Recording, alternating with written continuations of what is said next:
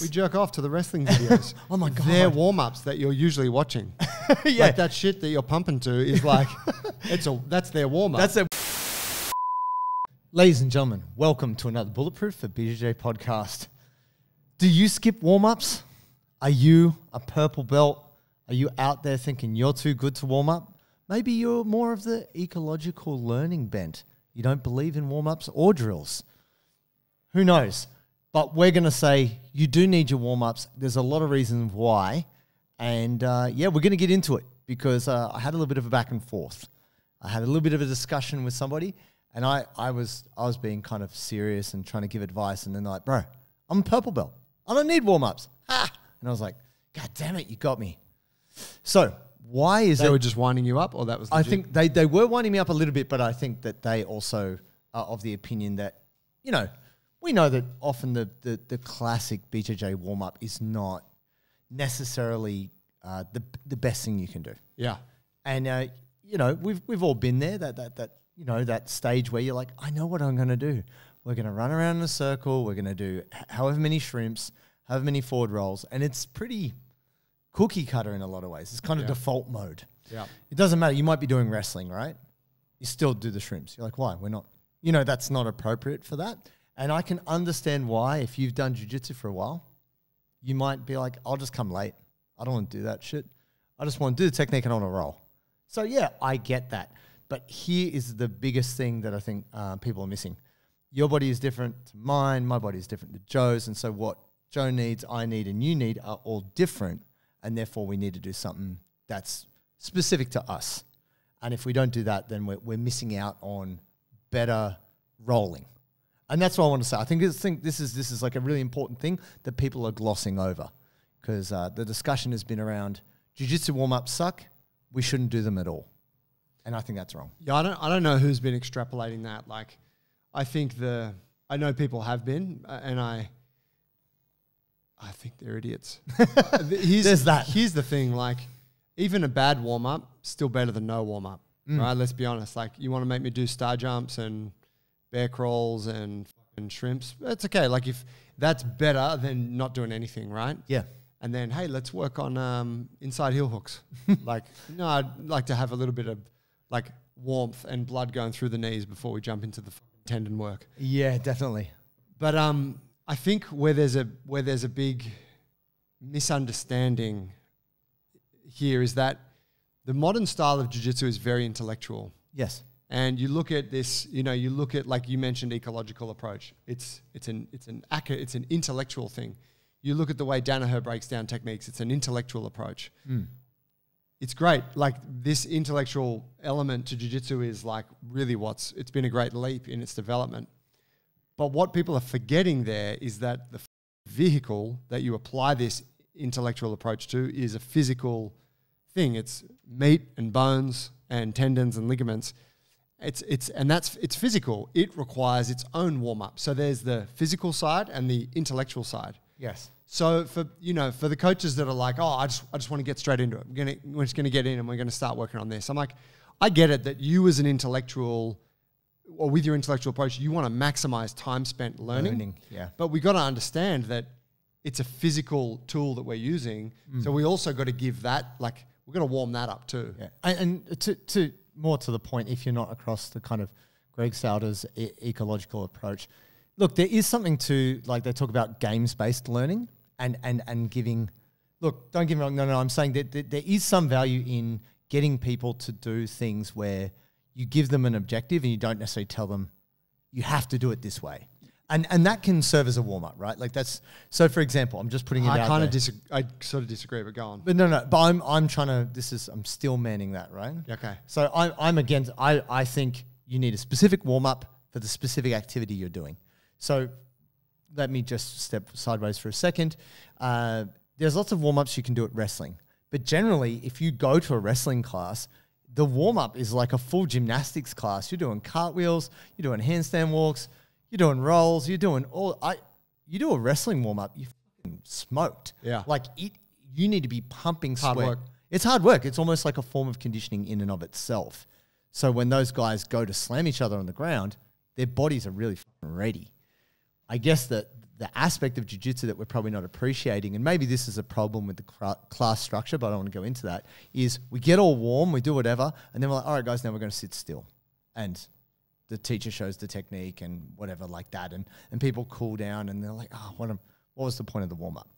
What I want to stress about the point of the warm-up is if you think of your connective tissues like chewing gum, this was explained to me many years ago by a really good myotherapist, saying that when you get chewing gum out of the packet, if you go to pull on it, it'll more or less break. It might stretch a little bit, but it'll just break.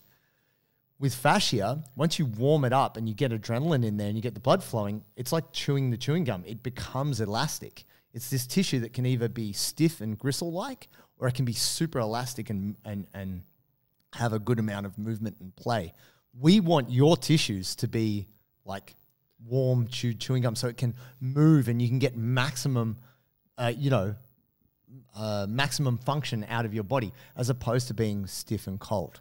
And so this is where I feel, speaking to your point, Joe, that meat and bones, the meat and bones got to be ready to fucking bang. Yeah. It's like I want to take my car out to practice like rally driving. I'm learning to do rally driving. You don't like just hammer that motherfucker out of the garage onto the track and then start learning the rally techniques. No. You like turn it on, you warm it up a little bit, you drive out to the rally track. Yeah. Hey, we're going to do some drills now. There's this gradual process of easing into the intensity. The ramping up, yeah. Yeah, so I think for anyone that's like, I just want to get straight into the thing, I think that's fine if that coach has informed their students, hey guys, you need to do your own warm-up, come to class before. Yep. But if it's like people are coming in, they're like stripping off their fucking work suit, chucking on their gi, jumping on the mats, it's your responsibility. Like you owe those people a warm-up. Yeah, and to be honest, we've all been there, right? You've come late to class and the coach might say to you, hey, just do some warm-up stuff before you get in. But they're not actually actively, because they're going to run the class, right? You're the one who's late. And I would say there's been 2 significant times where I've been running late and I was full of adrenaline because I was like, running to get there and get changed. But I didn't warm up appropriately and I got injured. Like one of them, I was just stepped straight in and it was just a Delaheaver drill and we were like 2 reps in and I tore my PCL and partly my LCL and it was just an awkward position and I just wasn't warm. Yep. Another one was I hadn't warmed up, but it was like wrestling class and people were doing the neck exercises where, like kind of doing bridges on the head and stuff. And I was like, yeah, I feel all right. Like a couple reps and my neck's pretty good. Yeah. Well, but I went for like a lateral head movement and did a partial tear to one of my scalene muscles. I just fucked myself because of a lack of preparation. Yeah. And so I say this with no form of judgment in terms of, I'm holier than thou, you suck because you don't do warm-ups. It's more like, I don't want you to get injured and you definitely got to pay attention to this shit. Just to your point earlier about say so here's something a lot of people like to do. Hey, let's play a game to warm up. Sure. Or let's work on this drill and that's going to be our warm-up. Yes, playing a game, doing a drill, that's going to raise your body temperature, which is an aspect of a warm-up, right? Sure. It's going to fulfill that to a part. But like the idea that we're going to play a game that's like, I'm going to like give you guys some parameters and you're just going to go for it. That doesn't actually fulfill the warm-up because the warm-up is meant to be the thing that you do that allows you then to go and play the game. Right. So when we're skipping a step. It is because like if we're playing a game in jiu-jitsu, like there might be inversions. There might be, hey guys, let's just work some 50-50 entries. Yeah. Catch the bite on the heel and then swap. Yeah. But even in that drilling, there's pressures. Like if you're drilling 50-50 entries, there's pressures through my knee. Yes. Pressures through my hip. If I'm practicing inversions on you, there's pressure through my spine. Yes. And your neck. Yeah. Yeah. So it's like, I get it that it's like, it is a nice way to wrap it up, but I see that as like, maybe you could say that's phase 2 of the warm-up. Sure. Whereas phase 1 is like basic shit. Let's do some real basic shit. And then we get into that more playful or revisionary kind of warm-up piece. Sure. I think the difficulty that most jiu-jitsu instructors face and the difficulty which any individual practitioner faces is, well, what's the right thing for me? Like I don't, yeah, I've got problems with my body, but I don't know what to do. So recently, Do something. just fucking Do something. don't do nothing. Yeah. Double negative. People say, what's your secret, JT? Why are your muscles so pumped? Why are you so strong on the mats? Is it the secret sauce? No, it's not. It's hydration, my friends. I every day am using SODI. SODII. I use it in the morning first thing, usually when I have my creatine, and I also have it before training. I'll dilute a sachet into about 500, 600 mils of water, and it just keeps me going. I don't get headaches, I don't get cramps, and I don't get tired as quickly. So this is the sachet version. They also have tubs, which is really good too, and they have awesome flavors. This is my favorite, which is salty grapefruit. They have their citrus, they've got pineapple, they've got so many good flavors. It's definitely worth checking out. So you, my friends, if you would like to be better hydrated, feel pumped, feel strong, get on the real magic sauce, which is SODI. You can get a 15% discount when you use discount code bulletproof15, sodi.com.au. Just a bit of a social media flex here. Was recently on Air Chat. Just chatting with Naval. You know how it is. Naval Ravikant, for those who are not informed. People's eyes just glaze They're over. like, who the fuck are you talking about? But anyway, it's a new social media platform. It's basically audio Twitter. You just voice record stuff. You got to be there. Yeah. Oh, there's 40 of us in there. It's amazing. How many's in there now? A few more, more like a couple hundred now. It's picking up, you know. But anyway, long story short, I'm in there and there's a bunch of nerdy dudes who've tried jiu-jitsu and got hurt. Heaps of them. Like, I started the BJJ life. I have easily, like, in the first 2 days, 6 guys being like, hey, man, I tried that, but I got hurt. And I was like, oh, yeah, okay. Oh, yeah, I might have had some pre-existing injuries, which I didn't address. But I just thought I'd try it, you know? Sounds like we've got some cowboy coaches out at Silicon Valley. Maybe. Here's the deal, and this is the tough thing. When you start jiu-jitsu, there's not like a pre-exercise questionnaire. The coach just says, how do you feel? You good to go? You feel like you're up for this?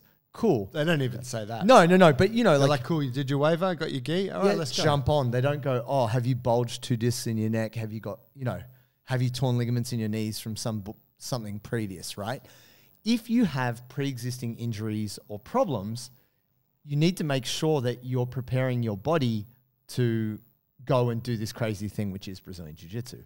So the thing that I always say to any of my clients or athletes is you need to identify your 3 worst things. So for me, it will be left shoulder, it'll be ankles, and it'll be hips. So I always make sure I address those things. Knees are good, elbows are good, wrists are all right, neck's okay. But I know that those are places I've had injuries in the past.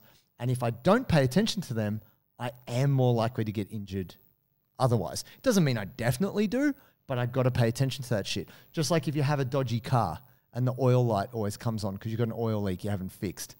You know that you're going to have to probably top that oil up. Yeah. You know, like, you know that in yourself. The oil light's on. Better go put some oil in it. I mean, obviously, it would be great to take it to the shop and just get that shit fixed, but the body is a little bit more complicated than that. So it's a crude analogy. But, well, let's be honest. If you can pay for it, like, yeah. I don't know, if you can just pay someone to do it for you, great. Like, go to a physio, get a fucking massage, sure, get a full treat. That's your warm up. But yeah, but if it's impractical. You need, like, you're there at training. You got to be empowered.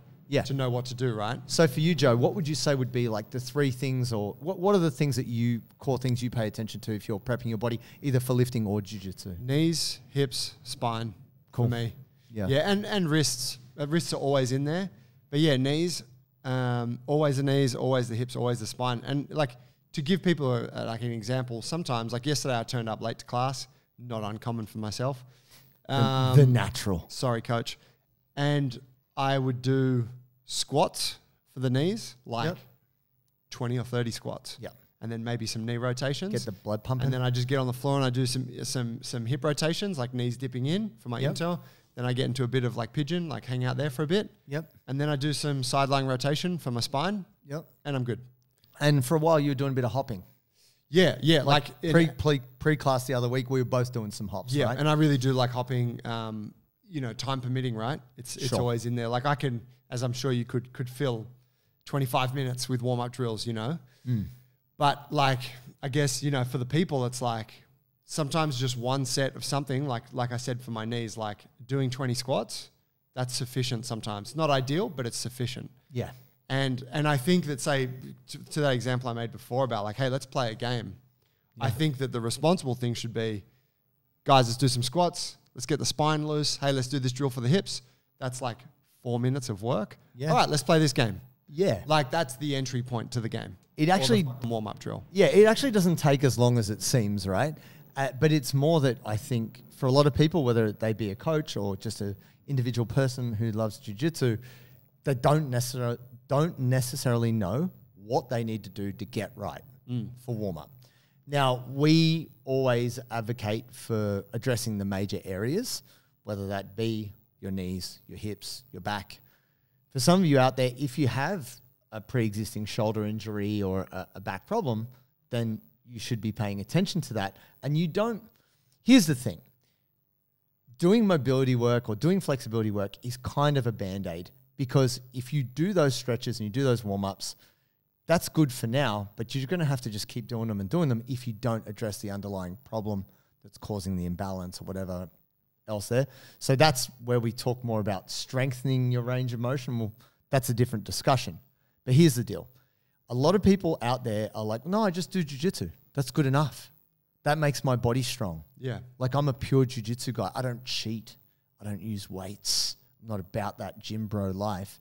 And like, we're not even talking about picking up weights. We're just talking about... Kanan.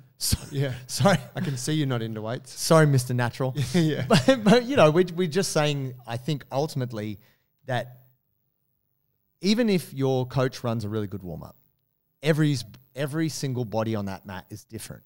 And you need to make sure that you are addressing your own needs. And so if you don't know what to do, you've got to find out. And that's part of what this discussion is being able for you to identify what are those things I need to do to get ready before I jump on the mat. Yeah, I guess as a side thought to that, like I think if like something we acknowledge with group training is that it's done in a group, which brings its own benefits. Sure. And one of the sacrifices in group training is that we're not tailoring it to every individual. No. So what I would say is if you're a coach and you can run a half decent warm up, and then for the student listening, like that's fine. You know, I think that is like, that's going to get you 90% of the way there, and that is better than most. Yep. Right? If you can be consistent, just show up, I do the warm up, jump into class, great. But I strongly agree, yeah, that the ideal, the pinnacle is every person listening to this should have an idea of what they need to do. Yeah. And should be able to, like if we were to say to you, hey man, you got 10 minutes, warm yourself up, that you would go, right, I know what I'm doing for the next 10 minutes. Definitely. And I tell you a cool story on that. Please, actually, it's not that cool. It's just cool for me. But when I was at movement camp, I think the first one I did, which was Ido Portal, right? This guy that I used to get coaching from, big movement kind of guy, had a big status. Anyway, bit of an authority figure, right? When he's in the room, you know he's there. And boss man. Yeah, real boss man vibes. And we had a class with him. So movement camp, you're in a group of like 30 people. I think there's 120 people up. He's split into groups. And you're going through, like you do 3-hour session with this person, 3-hour session with this, 3 sort of sessions a day. We had a session with Ido, and we were in the room, and most people were there early. And he walked into the room at the start, and he looked around, and he like really clearly, like he kind of observed what everyone was doing, and then he said, hey, I'm impressed by the people in here who are already doing their own warm-up. You people have a practice. Right. And everyone that wasn't doing a warm-up was just like, oh. I'm such a loser. Right? Because he's basically saying like you've shown that you're independent. Yeah. You have your own idea and your own practice that you can be self-sufficient. And naturally I was warming up, bro. Don't you worry about it. Yeah, that's right. But I thought, and I've often used that line with people. I've used it when I used to coach more at the gym, where I come into class and I see people sitting around, and then I see other people who are like hanging from the bar, stretching their hips, doing something. Preparing. Even just fucking sitting on a foam roller, like shuffling around, like it's something. Yeah. And I'd say like, hey, that's awesome. Like you're showing me that you got your own practice, you know? Yeah. And that actually worked. Like I use the same line and people are like, I want to show Joey that I can do some shit. Yeah, yeah. But I'm excited. Why's that? We have an apparel sponsor, Parry Athletic. Bro, George came through, messaged us on the Instagram, said he's been following our program for ages. He's getting stronger and more mobile. And he's got this cool gear company called Parry, and he wants to send us some stuff. And he told me that his mission was to create the best pair of training shorts ever. Yeah, he wanted something that he could lift and roll in, and that could accommodate thick, muscular thighs and hips. And that suits us. Speaks to us. Also, what I like is I love the colorful design. It actually looks really cool. I am the most colorful dude on the mats these days, hands down. I think the thing that I've loved about it is just it feels good. It feels good. It looks good. And you, ladies and gentlemen, can get a discount when you go to checkout. If you go to parryathletics.com, put in the code bulletproof20 and you get 20% off. Oh, yeah. Go to jiu-jitsu class for the most part, people are just sitting around like slugs. Yeah. And I say like slugs because people are literally like slouching really, like just the shittest posture, like they're on their couch. Yeah. Before a class.